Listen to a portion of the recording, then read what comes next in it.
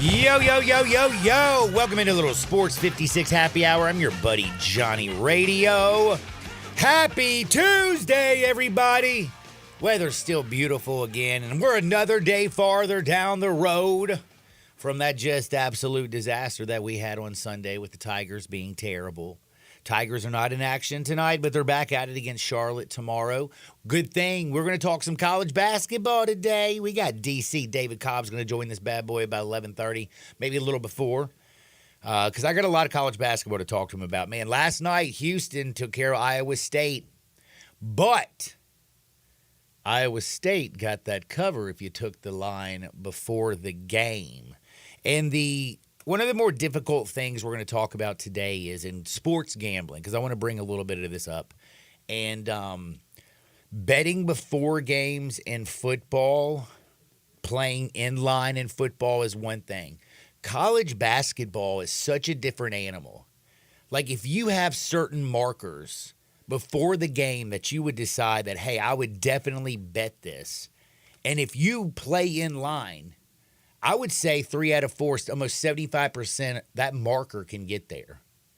Like, you know, when you say to yourself, like Houston, man, laying 9.5. And by the way, just when it got to the tip, it was up to 10.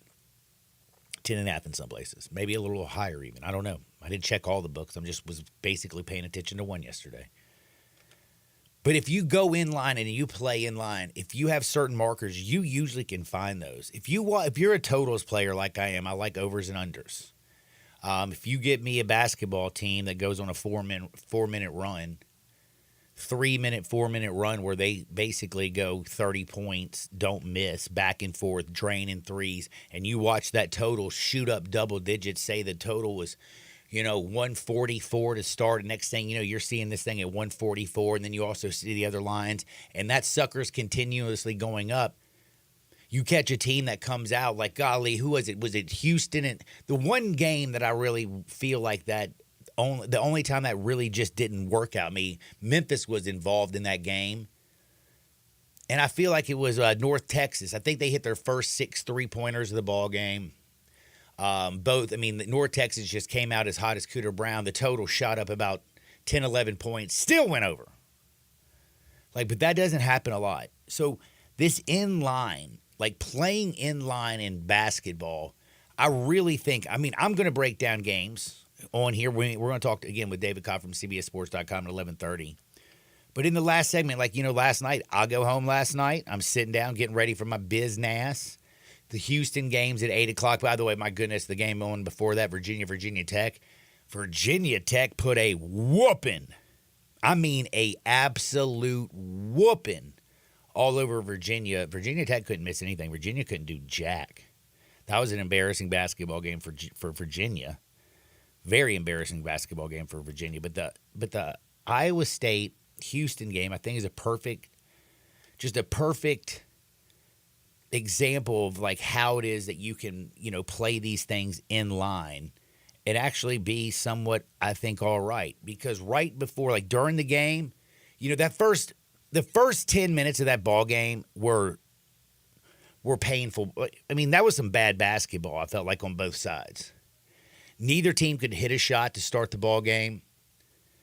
They both were struggling from the floor. By the way, credit both defenses. There was not a wide open. You know what? It was definitely, I wasn't watching the Tigers last night. That's for damn sure. Thank you. Because every single shot was contested. I was about to say, I thought that first couple minutes were awesome because it was defense, and I'm talking defense. about you know what? Again, I was talking about more of the scoring thing. I see. You know what I'm? You're looking at it from a gambling standpoint. Yes. There was not a lot of movement, is what I'm saying, for the first 10 minutes of that basketball game, and I'm talking about the number and the total.